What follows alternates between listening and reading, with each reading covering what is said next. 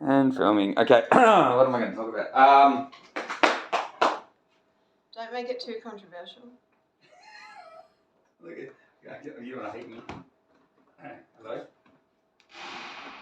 Hey. The real Don Steele, 93. All right. So how would I start this?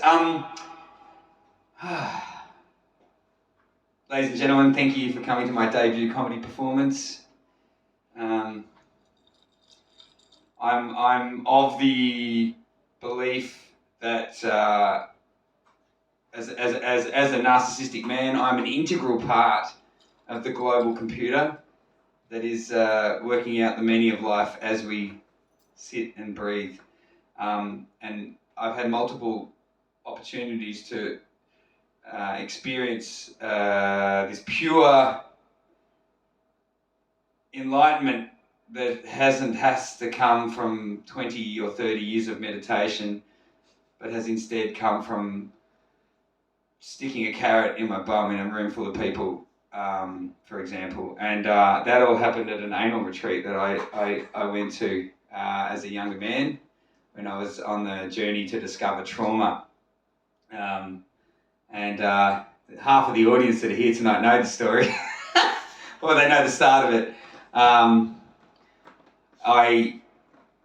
I was falling in love with a beautiful woman called Daisy, and she said, no matter what happens in our relationship, I really want to go to this amazing looking retreat that was quite controversial. It was called Sanctify, and it was an exploration of the base chakra. I went for 6 days.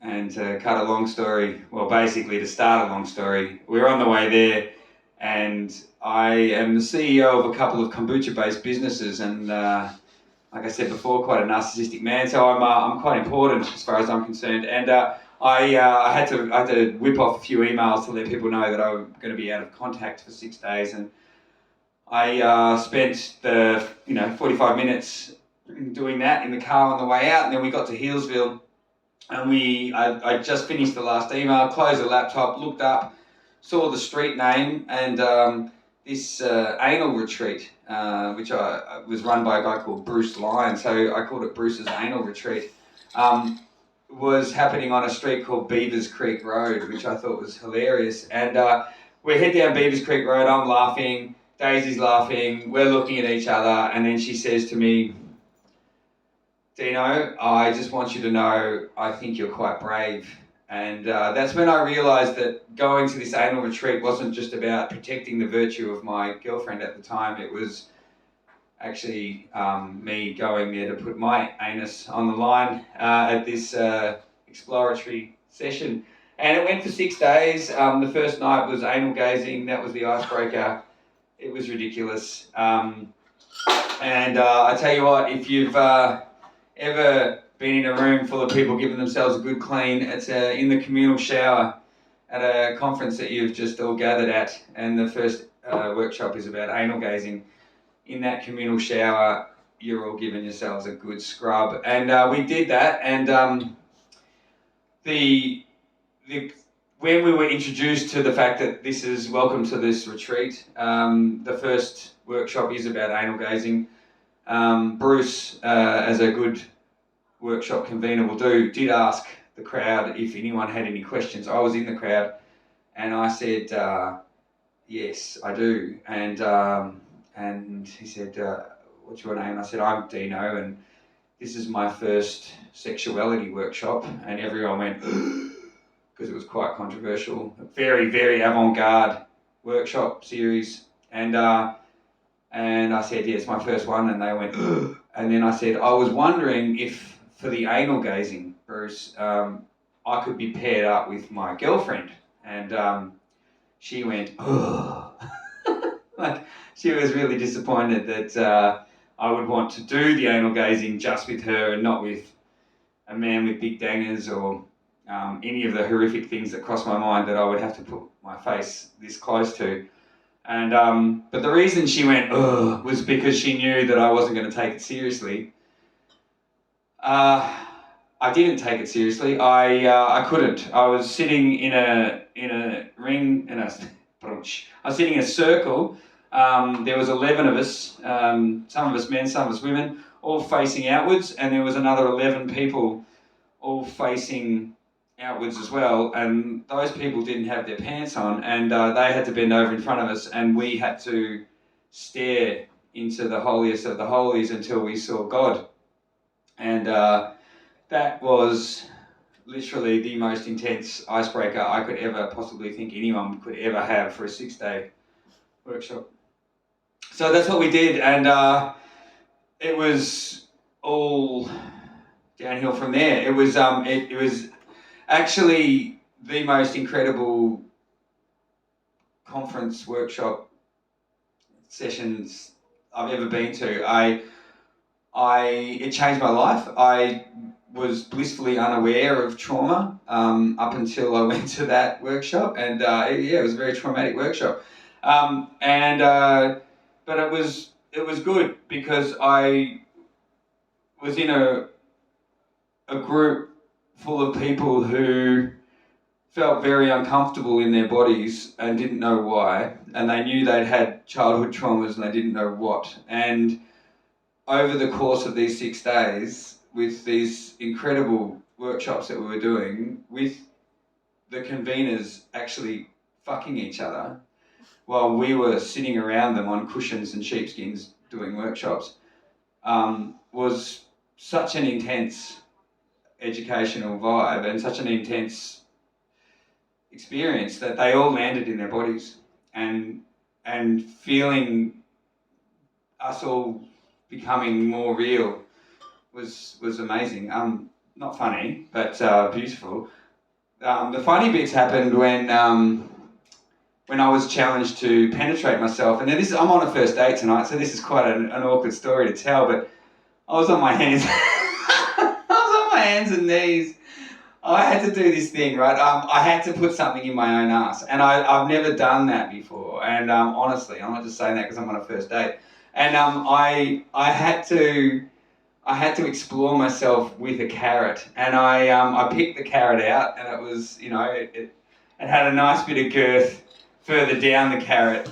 So I chose wisely. I knew that there was somewhere to go if I needed to, but I also didn't want to go there straight away. And ladies, you know what I'm talking about, I hope. Anyway, so I grabbed the right carrot, and I'm looking at this carrot, and I'm looking around the room, and there is literally 11 men and 11 women, and we're all naked, and we're all on hands and knees, and we've all got this implement that we're about to put into our bums all at the same time. And James doesn't mind me telling this story because I'm normally not supposed to share about experiences that happen to other people or names or anything, but he has agreed to doing this.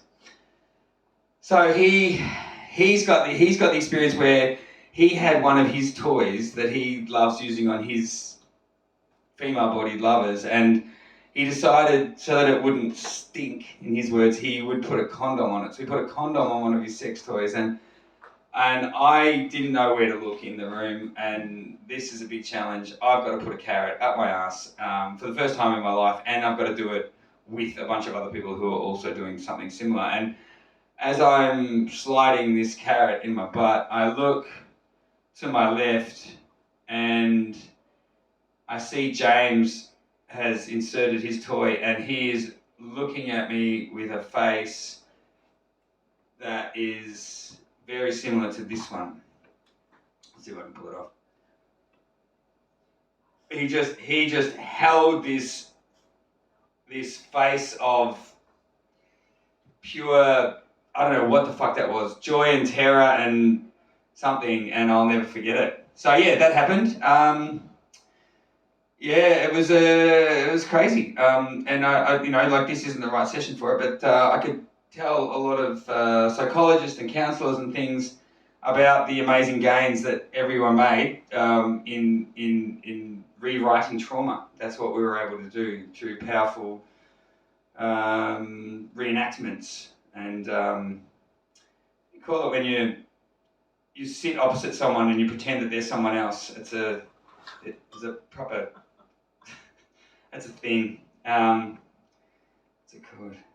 Anyway, if I was actually doing this routine properly, I should remember that. Anyway, but that's the educational part of my piece. So yeah, I did this thing, and I was, there were bushfires going on, climate change is real, we're kind of fucked, and I felt like I was just, my biggest fear was spending 6 days staring into people's anuses and the whole world's burning around us. And what was really beautiful is that the realization that I had from that 6 days away from my beverage activism was that sometimes the most important work you need to do is on yourself, and I did a lot of work on myself, and it was great, which meant that I was a lot more relaxed when I did more sexuality workshops. I was hooked, and I did one in New Zealand, and it was called ISTA, and there's this one session where there's a bunch of people, we've all been working on ourselves sexuality-wise, and then we get to a point where half of the group, so let's say there's 40 people again, there's 20 men, 20 women, and a random selection of men and women are all sitting around in the corners and the little spots around the room where they make themselves a little altar, and all of the well-organised people have these gorgeous sheepskins. I was sitting on a towel, and you sort of, you could have your favourite teddy bear or something with you, and you basically just sit there with your legs open naked, and you are the human art gallery, and the other half of the room walk around and they look at you with adoration, the same adoration that you would give if you were a bit of an art connoisseur, a Da Vinci painting, or anything else, a Monet, maybe not Picasso, it's controversial. But yeah, any artist, you're looking at a piece of art and really sort of admiring the intricacy of that art.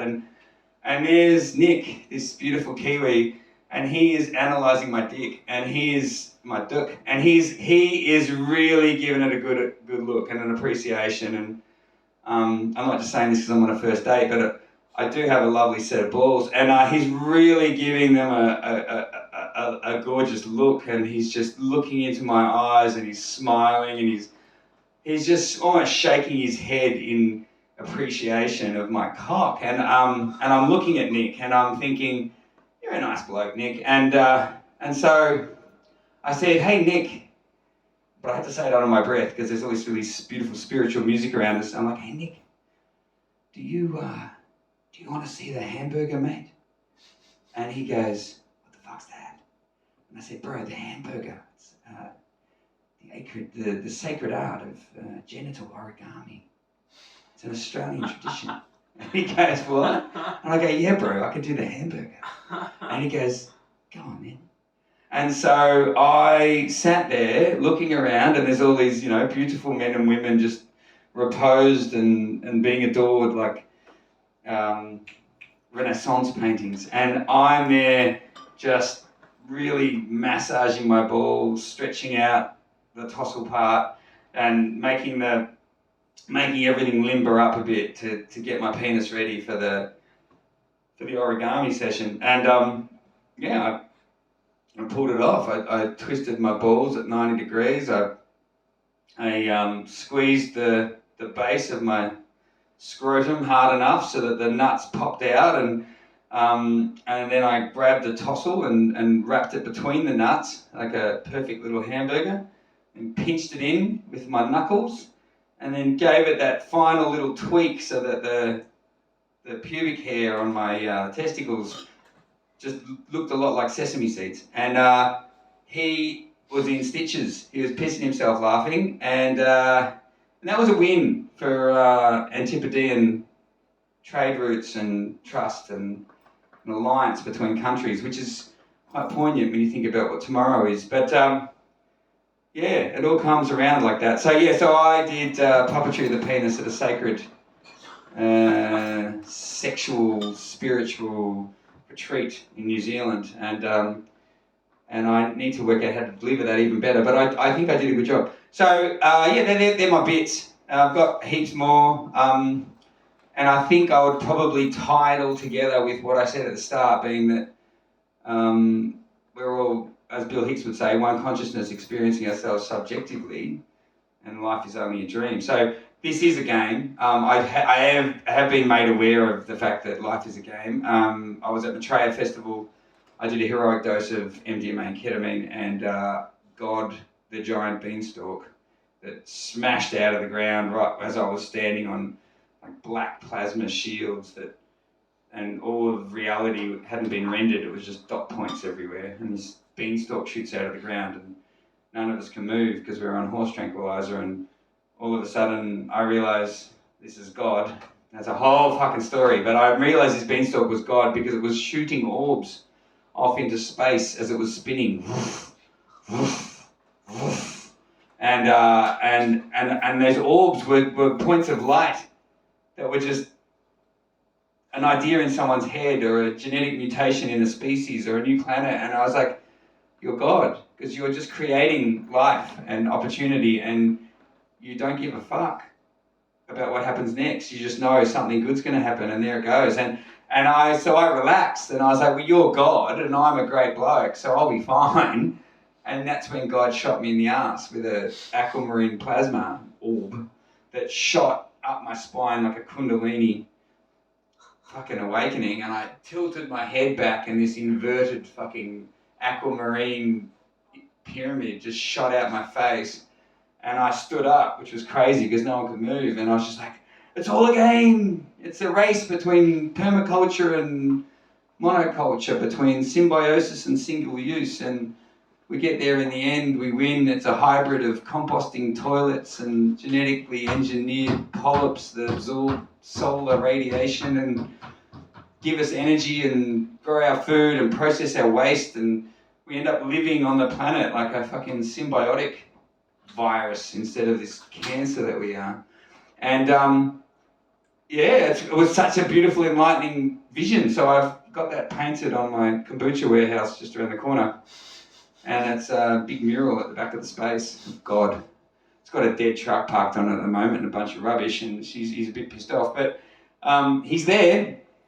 So yeah, all these amazing experiences that have happened, I'm so grateful for, and glad to be alive. And thanks for coming on my first set. Can you sit on the stage? Dino. Hey, what? Can you sit on the chair? Yeah. How do you look on the chair? I don't know. Cross your legs. This is getting ready to go. How's that look? That's it. Yeah. That's good. Okay, so maybe I should start again. Nah. Anyway, I've got animal jokes. I can tell a couple of animal jokes. I'm vegan. You Don't upset me. I will not. Okay, a quick one about a couple of penguins. So they're celebrity penguins. There's this beautiful penguin who's based in Phillip Island. He's the leader of the penguin parade. He's quite famous. There's Chinese people and Japanese people, and they've got posters of this guy. And they love this dude, and they travel for miles to see the leader of the penguin parade. And he knows it, and so do the people that, the slave owners, the people who run the penguin parade, they give him money because he's so good. So he's got his own little penguin car, and he's also got a penguin girlfriend, and she's a celebrity too. She's the most attractive penguin in the Melbourne Zoo. So he does a tour of joy every 2 weeks, and he gets a bit of time off work. He jumps in his little penguin car and he drives to Parkville, and he hangs out with his girlfriend for a naughty weekend. So he's really excited about visiting his girlfriend, and he's in his little penguin car, and he's driving out of Phillip Island, and he's like, fuck yeah, 4 days off, can't wait to fuck my girlfriend sideways. And he's driving up the hill to get up over the San Remo Bridge, and all of a sudden he hears this horrible noise, like pew, and this smoke starts coming out of the engine of his little penguin car, and he's like, oh fuck. And so he just uses the momentum to go down the other side of the bridge, and he gets to the front of a shop, and he's like, shit. And he calls the RACV, and then he goes into the milk bar, and lickety split, man. This penguin's a celebrity, and they're really excited about fixing his car. So the RACV is there really quick, and as he comes out of the shop, the mechanic rolls out from under the car, and there's oil and water everywhere. And this penguin looks at the mechanic, and the mechanic's just covered in oil and water and the steam, and he just looks at the penguin, he says, "Hey mate, looks like you've blown a seal." And the penguin says, No, I just ate an ice cream. Goes on a date. Shh.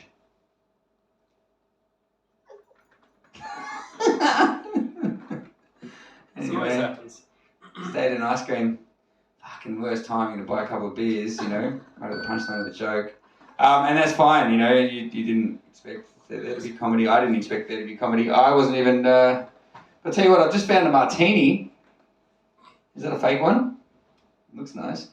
That's my animal joke. I do have other animal jokes, but I think I might just leave it at that because I don't want to bore my day. But yeah, thank you very much for listening. I'm Dino. Symbio Dino on Instagram is me. Thank you all.